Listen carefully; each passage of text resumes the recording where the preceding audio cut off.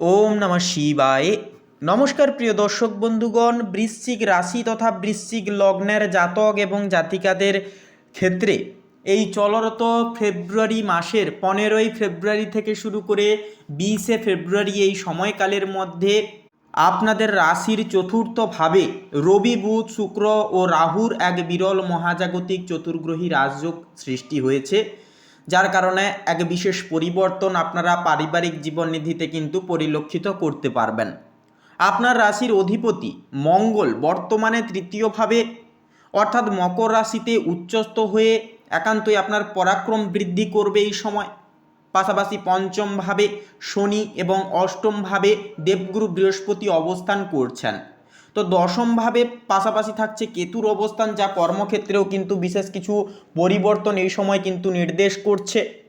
তো বন্ধুরা, ভীষণই গুরুত্বপূর্ণ সময় বৃশ্চিক লগ্নের জাতক এবং জাতিকাদের ক্ষেত্রে আসতে চলেছে বিশেষ পরিবর্তনশীল সময়।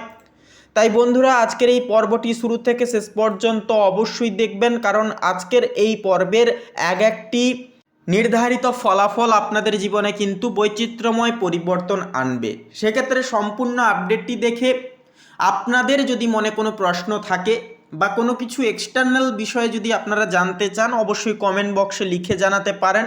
আমরা যথাযথভাবে আপনাদের সমস্ত মনোগত প্রশ্নের উত্তর আমরা দিয়ে যাব এবং আপনাদের একান্তই সত্যের সাথে অবগত রাখবো। এছাড়াও বন্ধুরা, একটি লাইক দিয়ে আমাদের এই চ্যানেলটিকে সাবস্ক্রাইব করে পাশে থাকতে ভুলবেন না। তো চলুন সবার প্রথমেই জেনে নেওয়া যাক বৃশ্চিক রাশি তথা বৃশ্চিক লগ্নের জাতক এবং জাতিকাদের ক্ষেত্রে পারিবারিক জীবন ঠিক কেমনভাবে কাটবে। দেখুন, পারিবারিক ক্ষেত্রে বলা যেতে পারে এই 5টি দিন অত্যন্ত গুরুত্বপূর্ণ হবে, কারণ চতুর্থভাবে অর্থাৎ সুখ এবং গৃহের স্থানে পাশাপাশি মাতৃস্থানে চারটি গ্রহের একত্রে অবস্থান গৃহে কোনো শুভ অনুষ্ঠান বা সংস্কারের যোগ কিন্তু তৈরি করছে। তবে রাহু ও সূর্যের প্রভাবে একান্তই বলবো যে আপনারা নিজেদের মায়ের স্বাস্থ্যের প্রতি বিশেষ নজর দিয়ে চলবেন।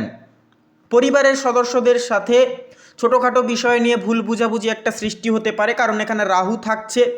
বিশেষ করে সম্পত্তি বা যানবাহন সংক্রান্ত বিষয় নিয়ে সামাজিক ক্ষেত্রে এই সময় আপনার প্রভাব এবং প্রতিপত্তি দুই বাড়বে এবং নতুন প্রভাবশালী মানুষের সাথে পরিচয় একটা হওয়ারও কিন্তু সম্ভাবনা তৈরি হচ্ছে বৃশ্চিক লগ্নের ক্ষেত্রে।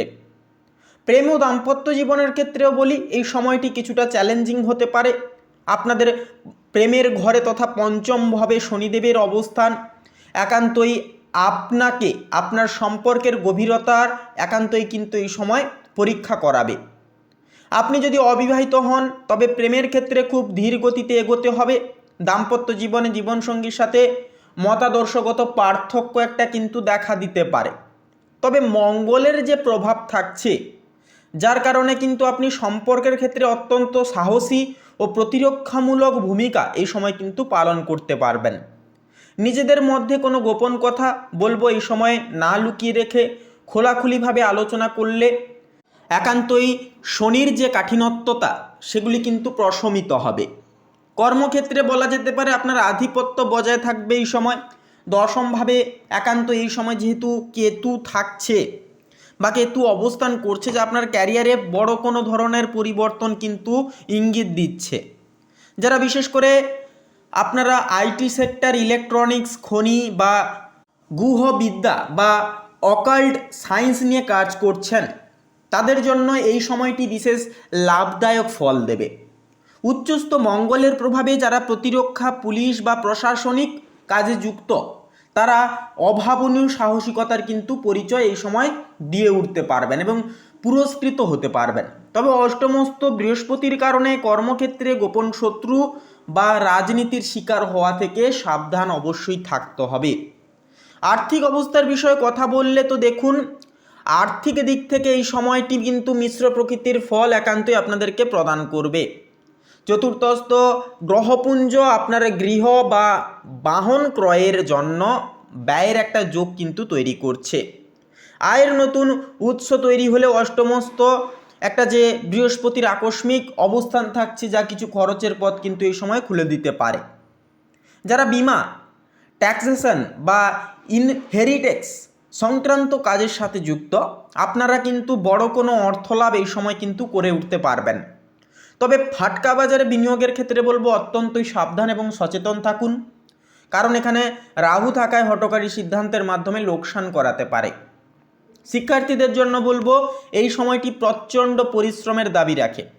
যারা প্রকৌশল বিদ্যা, ইঞ্জিনিয়ারিং, গণিত বা কারিগরি কোনো বিষয় নিয়ে পড়াশুনো করছেন, আপনারা উচ্চস্থ মঙ্গলের আশীর্বাদ পাবেন এবং আশীর্বাদে কিন্তু কঠিন সমস্ত সমস্যার সমাধান কিন্তু করতে পারবেন।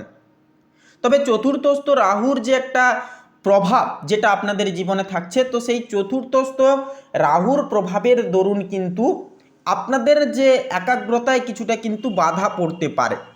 বাড়ির পরিবেশে পড়াশোনার ক্ষেত্রে বাধা হয়ে দাঁড়াতে পারে বাড়ির পরিবেশ বা বন্ধুবান্ধব। যারা উচ্চশিক্ষার জন্য বিদেশে যাওয়ার চেষ্টা করছেন, আপনাদের জন্য বলি সময়টি ইতিবাচক ফল দিতে পারে।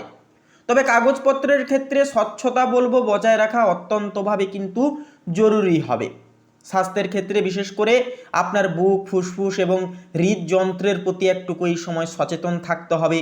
চতুর্থস্থ রাহু ও সূর্যের প্রভাবে বুকের একান্তই একটা ধড়পড় হওয়া বা শ্বাসকষ্টজনিত সমস্যা এই সময় কিন্তু একটা বৃদ্ধি পেতে পারে। উচ্চস্থ মঙ্গল থাকছে আপনাদের ক্ষেত্রে তৃতীয় ঘরে, যার কারণে উচ্চ রক্তচাপ একটা বৃদ্ধি পাওয়ার ঝুঁকি রয়েছে। যারা দীর্ঘদিনের হাড়ের সমস্যায় ভুগছিলেন, আপনাদের কিন্তু এই সময় ব্যথার তীব্রতা বাড়তে পারে। নিয়মিত প্রাণায়াম ও হালকা ব্যায়াম আপনার শরীরের তেজ একান্তই এই সময় ধরে রাখতে বা বজায় রাখতে এবং রক্ত সঞ্চালন স্বাভাবিক রাখতে অনেকখানি কিন্তু সহযোগিতা আপনাদেরকে কিন্তু করবে। পাশাপাশি মানসিকভাবে আপনি কিন্তু অত্যন্ত আত্মবিশ্বাসী ও তেজদীপ্ত থাকতে পারবেন। তৃতীয়ভাবে একটা যে মঙ্গলের উচ্চস্থ অবস্থান থাকছে, যা আপনার ইচ্ছাশক্তিকে বহুগুণ বৃদ্ধি করবে।